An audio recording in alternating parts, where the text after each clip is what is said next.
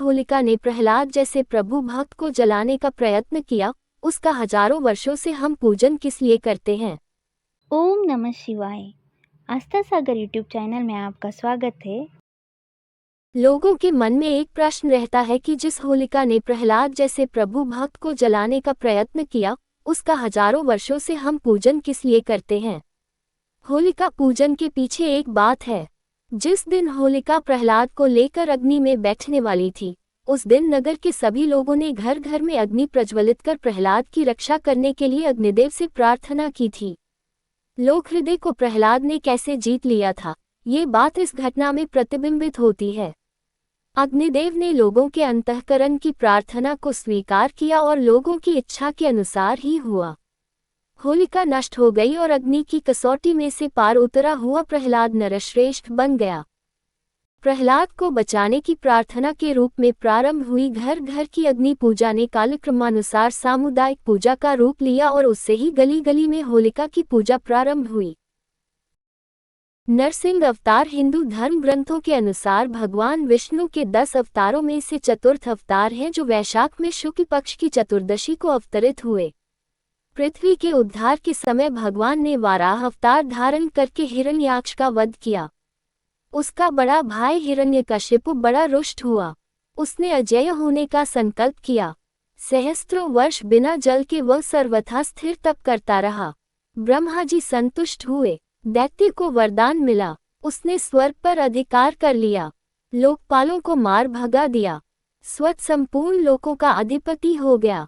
देवता निरुपाय थे। असुर को किसी प्रकार वे पराजित नहीं कर सकते थे। हिरण्यकशिपु के 4 पुत्र थे। एक दिन सहज ही अपने चारों पुत्रों में सबसे छोटे प्रहलाद से पूछा, बेटा तुझे क्या अच्छा लगता है। प्रहलाद ने कहा, इन मिथ्या भोगों को छोड़कर वन में श्री हरि का भजन करना। ये सुनकर हिरण्यकशिपु बहुत क्रोधित हो गया। उसने कहा, इसे मार डालो, यह मेरे शत्रु का पक्षपाती है। असुरों ने आघात किया। भल्ल फलक मुड़ गए, खड्ग टूट गया, त्रिशूल टेढ़े हो गए, पर वह कोमल शिशु अक्षत रहा।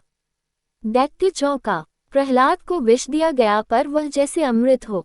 सर्प छोड़े गए उनके पास और वे फन उठाकर झूमने लगे। मत गजराज ने उठाकर उन्हें मस्तक पर रख लिया।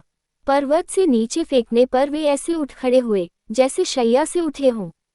समुद्र में पाषाण बांधकर डुबाने पर 2 क्षण पश्चात ऊपर आ गए। घोर चिता में उनको लपटे शीतल प्रतीत हुई। गुरु पुत्रों ने मंत्रबल से कृत्या राक्षसी उन्हें मारने के लिए उत्पन्न की, तो वह गुरु पुत्रों को ही प्राणहीन कर गई। प्रहलाद ने प्रभु की प्रार्थना करके उन्हें जीवित किया। अंत में हिरण्यकशिपु ने प्रहलाद को बांध दिया और स्वयं खड्ग उठाया और कहा, तू किसके बल से मेरे अनादर पर तुला है, कहाँ है वह। प्रहलाद ने कहा, सर्वत्र, इस स्तंभ में भी। प्रहलाद के वाक्य के साथ दैत्य ने खंभे पर घूसा मारा। वह और समस्त लोग चौंक गए। स्तंभ से बड़ी भयंकर गर्जना का शब्द हुआ। एक ही क्षण पश्चात दैत्य ने देखा, समस्त शरीर मनुष्य का और मुख सिंह का, बड़े बड़े नख एवं दांत, प्रज्वलित नेत्र, स्वर्णिम सटाएं, बड़ी भीषण आकृति खंभे से प्रकट हुई। दैत्य के अनुचर झपटे और मारे गए अथवा भाग गए। हिरण्यकशिपु को भगवान नरसिंह ने पकड़ लिया। मुझे ब्रह्माजी ने वरदान दिया है, छटपटाते हुए दैत्य चिल्लाया। दिन में या रात में न मरूंगा, कोई देव, दैत्य, मानव, पशु मुझे न मार सकेगा। भवन में या बाहर मेरी मृत्यु न होगी। समस्त शस्त्र मुझ पर व्यर्थ सिद्ध होंगे। भूमि, जल, गगन सर्वत्र मैं अवध्य हूँ। नरसिंह बोले, देखिए संध्या काल है, मुझे देख कि मैं कौन हूँ। ये द्वार की देहली, ये मेरे नख और यह मेरी जंघा पर पड़ा। तो अट्टहास करके भगवान ने नखों से उसके वक्ष को विदीर्ण कर डाला। वह उग्र रूप देखकर देवता डर गए। ब्रह्मा जी अवसन्न हो गए। महालक्ष्मी दूर से लौट आईं, पर प्रहलाद वे तो प्रभु के वर प्राप्त पुत्र थे। उन्होंने स्तुति की। भगवान नरसिंह ने गोद में उठाकर उन्हें बैठा लिया और स्नेह करने लगे। इस त्योहार का मुख्य संबंध बालक प्रहलाद से है।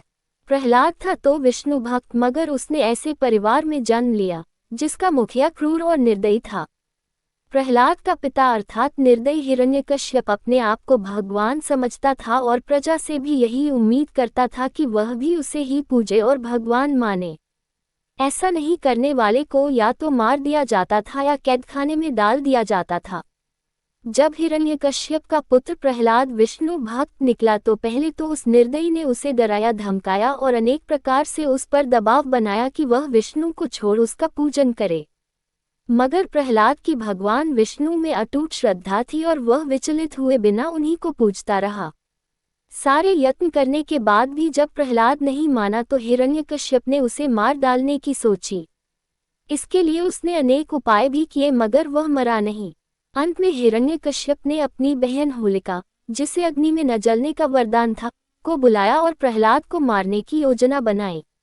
एक दिन निर्दयी राजा ने बहुत सी लकड़ियों का ढेर लगवाया और उसमें आग लगवा दी। जब सारी लकड़ियां तीव्र वेग से जलने लगी, तब राजा ने अपनी बहन को आदेश दिया कि वह प्रहलाद को लेकर जलती लकड़ियों के बीच जा बैठे। होलिका ने वैसा ही किया। दैवयोग से प्रहलाद तो बच गया, परंतु होलिका वरदान प्राप्त होने के बावजूद जलकर भस्म हो गई।